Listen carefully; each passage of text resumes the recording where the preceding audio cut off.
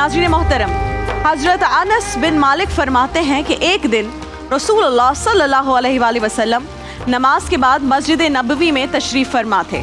गुफ्तगू का सिलसिला चल रहा था कि आपने अचानक मस्जिद नबवी के एक दरवाजे की तरफ देखा और फरमाया, इस दरवाजे से अभी एक जन्नती अंदर दाखिल होगा। सहाबा ने अपनी नज़रें, अपनी तवज्जो उस दरवाजे पर जमा दी। ज़्यादा वक्त नहीं गुजरा था कि दरवाजे से एक अंसारी सहाबी अंदर दाखिल हुए, सलाम किया और चुपचाप आकर बैठ गए। दिन गुजर गया, दूसरा दिन शुरू हुआ, दोबारा इसी तरह से हुआ।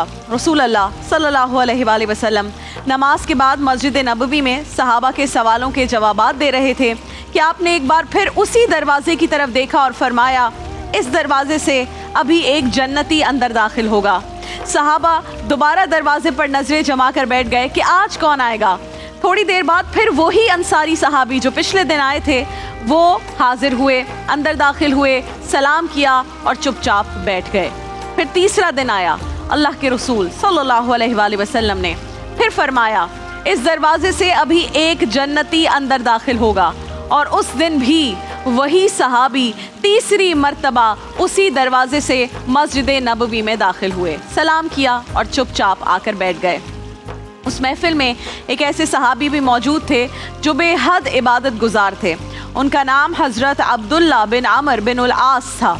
वो इस अंसारी सहाबी की किस्मत पर रश्क करने लगे, जिन्हें एक नहीं, दो नहीं, 3 दिन लगातार रसूल अल्लाह ने कहा कि ये जन्नती शख्स है जो इस दरवाजे से दाखिल होगा। अब आप सोचने लगे, आपने कहा मालूम तो करूं आखिर वो कौन सा अमल है जिसकी बिना पर रसूल अल्लाह आकाए दो जहां मोहम्मद मुस्तफ़ा सल्लल्लाहु अलैहि वसल्लम मुसलसल 3 दिन से इसे जन्नत की बशारत दे रहे हैं सबके सामने। लिहाजा अगले दिन उस अंसारी सहाबी के घर वो चले गए और कुछ दिन के लिए उनके मेहमान बन गए।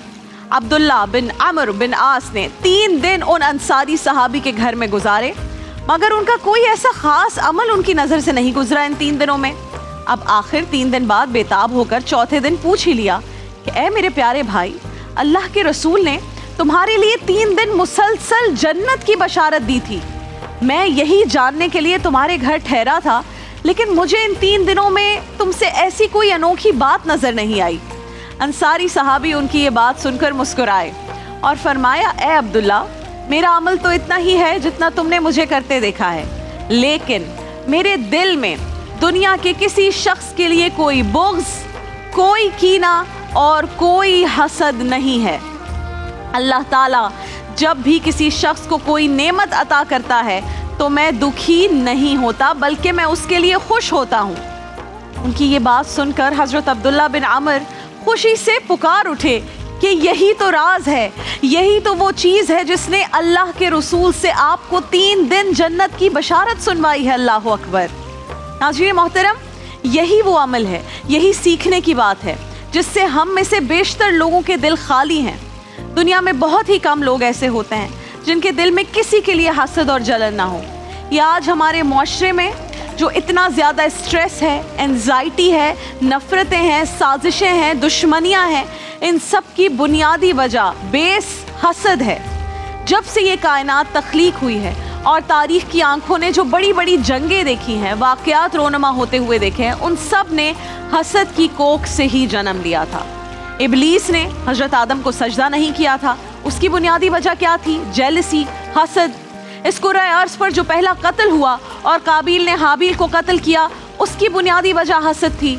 हज़रत यूसुफ अलैहिस्सलाम के भाइयों ने उन्हें जंगल में कुएं में जब फेंक दिया था वालिद से झूठ बोलकर, उसकी वजह क्या थी? उसकी वजह भी हसद थी कि वालिद उनसे ज़्यादा मोहब्बत करते थे।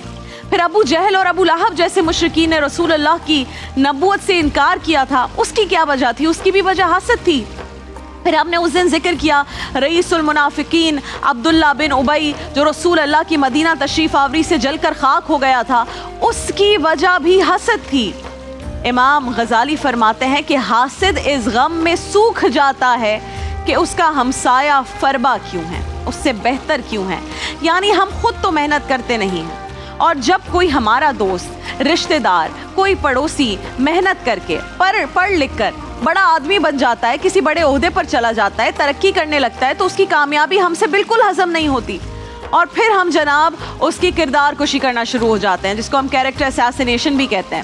ہم اس پر اتر آتے ہیں کہ بھائی فلاں کے پاس بڑا پیسہ آ گیا. آپ نے اکثر سنا ہوگا بہت بڑی سوسائٹی میں گھر لے لیا ہے بھائی، کل میں نے بڑی مہنگی گاڑی میں اسے دیکھا ہے، کل میں نے دیکھا جی اس نے تو بڑا بہترین جو ہے ہر سال بیوی بچوں کو عمرے پر لے کر چلا جاتا ہے. یقیناً کہتے ہیں یقیناً حرام کماتا ہوگا. اتنے جلدی ہم جج کرتے ہیں. یہ کیا ہے سب؟ یہ سب حسد کی کارستانی ہے. حسد کو شکست دینے کا طریقہ کیا ہے؟ طریقہ صرف ایک ہے اور وہ یہ ہے کہ آپ خود محنت کریں. اسی لیے بزرگ کہا کرتے تھے نا، محنت کر حسد نہ کر. اب یہ محنت کر حسد نہ کر صرف گاڑیوں کے پیچھے ٹرکس کے پیچھے لکھا ہوا دکھتا ہے، ہم اس کو فالو نہیں کرتے. انسان اللہ کی وہ واحد مخلوق ہے جو کسی بھی حال میں محنت، کوشش اور جد و جہد ترک نہیں کرتی. آپ نے بہت سے ایسے خوددار شخص دیکھے ہوں گے ناظرین کرام، جو ہاتھوں سے پیروں سے معذور ہونے کے باوجود محنت ترک نہیں کرتے. وہ بھیک مانگنے پر نہیں آتے. ان کے ہاتھ کٹ جائیں تو اپنی کوہنیوں کو ہاتھ بنا لیتے ہیں. اگر خدا نہ خواستہ ان کے بازو پورے کٹ جائیں تو یہ پاؤں کی انگلیوں میں برش پکڑ کر پینٹنگ شروع کر دیتے ہیں، کیلیگرافی شروع کر دیتے ہیں. یہ کیا ہے؟ یہ انسان کا محنت کا جذبہ ہے، یہ خودداری ہے. یہ جذبہ اسے ہر حال میں زندہ رکھتا ہے. لیکن حسد وہ آگ ہے جو محنت کے جذبے کو بھی جلا کر راکھ کر دیتی ہے. اور انسان کی سب سے بڑی خامی یہ ہے کہ وہ کبھی کھلے دل سے کسی کی کامیابی تسلیم نہیں کرتا. ہار جائے تو شکست تسلیم نہیں کرتا. کوئی چیز قسمت میں ہی نہ ہو تو اس پر بھی صبر کرنے کے بجائے انتقام پر اتر آتا ہے. یہ ناپسندیدگی اور ناکامی پر بسا اوقات خواتین کے چہرے پر تیزاب پھینک دیتا ہے. ہم نے ڈسکس کیا اسی شو میں. یا اس کے شوہر یا منگیتر کو گولی مار دیتا ہے. یہ سب حسد کے جذبے کا شاخسانہ ہے جو انسان کو گناہوں کی طرف لے کر جاتا ہے، انہیں اکساتا ہے گناہ کے کاموں پر. اسی لیے ناظرین کرام رسول اللہ صلی اللہ علیہ وآلہ وسلم نے فرمایا کہ حسد نیک اعمال کو اس طرح کھا جاتی ہے جس طرح آگ سوکھی لکڑیوں کو. اللہ تعالیٰ سے دعا ہے ہمیں حسد کے ناسور سے ہمیشہ محفوظ رکھے. آمین ثم آمین.